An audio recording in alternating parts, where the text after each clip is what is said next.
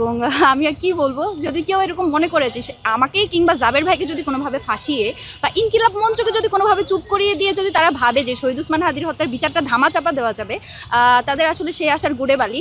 কারণ বাংলাদেশের ৮ লক্ষ মানুষ একটা মানুষের জানাজায় শহীদ সামিল হয়েছে এবং তারা বারবার পুরো বাংলাদেশ থেকে মানুষ এসে সেই মানুষের কবর জিয়ারত করছে, সারা বাংলাদেশ থেকে মানুষের বিচার দাবি করছে।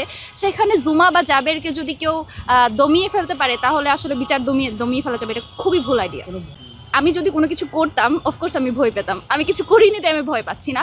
ইভেন আমি একটা জিনিস খুব স্ট্রংলি বিশ্বাস করি, যদি আমাকে কোনো অত্যাচার বা জুলুমের মধ্যে দিয়েও যেতে হয় আমি এক বিন্দু পরিমাণ ভয় করি না, কারণ আমি শহীদ ওসমান হাদির সাথে দীর্ঘ ১.৫ বছর কাজ করেছি এবং তার সাথে যারা কাজ করেছে আমি মনে করি না কেউ এই জিনিসগুলোকে ভয় পায়, অন্তত যতক্ষণ এটা মিথ্যা। যদি এটা সত্য হতো আমি আসলেই ভয় পেতাম।